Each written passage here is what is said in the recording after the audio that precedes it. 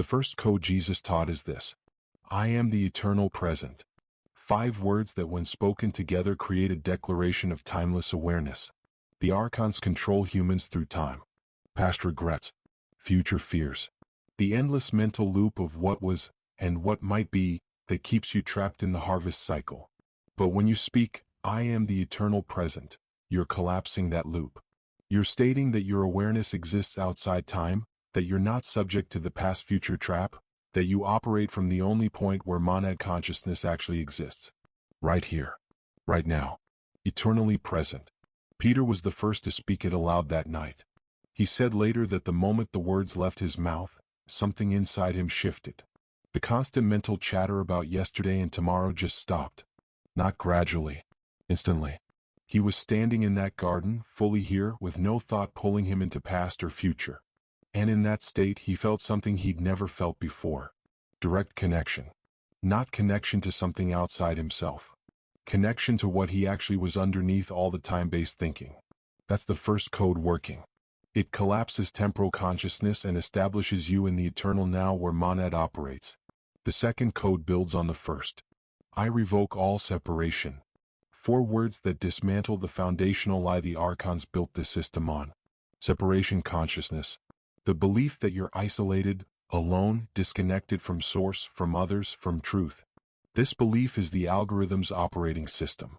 Every fear, every lack, every limitation runs on the assumption that you're separate.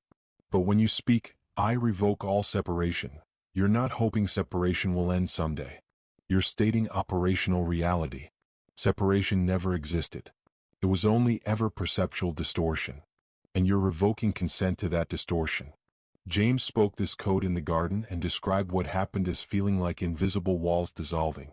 He'd spent his entire life feeling alone, even when surrounded by people. Feeling disconnected from God even when praying.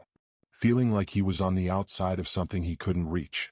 And the moment he revoked separation, all of that ended. He realized he'd never actually been separate. The feeling of separation was code running in his perception, making him experience isolation that wasn't real. And revoking it didn't create connection. It revealed the connection that had always been there, hidden under the algorithm's distortion. The third code completes the sequence. I return to source. 4 words that aren't a journey but a recognition. You're not traveling to source. You're remembering you never left.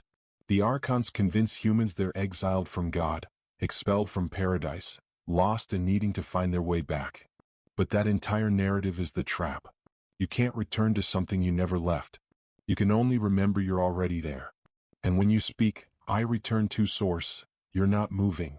You're waking up to where you've always been. John was the youngest disciple there that night. When he spoke the third code, he started crying. Not from sadness. From relief.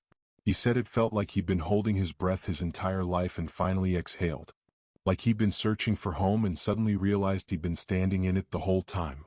The return wasn't a destination. It was a remembering. And once you remember, you can't forget again.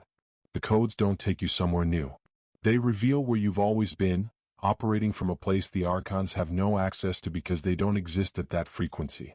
Jesus was specific about the order. First code collapses time. Second code revokes separation. Third code establishes you in source. The sequence matters because each code builds on the previous one. You can't revoke separation while still trapped in time-based thinking. You can't return to source while still operating from separation consciousness. The codes work together as a progressive unlocking. Time trap breaks. Separation dissolves. Source recognition establishes. And when all 3 are active, you're operating from monad frequency. Not trying to reach it. Already there. The disciples practiced the sequence that night. Speaking all 3 codes in order, feeling each one activate, sensing the cumulative effect. And by the time they finished, something had fundamentally shifted in their consciousness. They were still sitting in that garden. Still in human bodies. Still aware of the Roman occupation and the danger they were in. But none of it controlled them anymore. They were experiencing everything from a place that wasn't touched by any of it. Monad awareness watching the human experience, fully present, completely connected, and permanently established in source. That's what the codes do. That's why the archons activated Judas. Because if these codes spread, humans stop being harvestable, and the entire system collapses. Here's what Jesus warned his disciples about that night. He said, when you use these codes, the archons will know. Not because they're watching you specifically, because the frequency shift is detectable in their system. A human consciousness that was running separation, time trap, and exile programming suddenly shifts to eternal presence.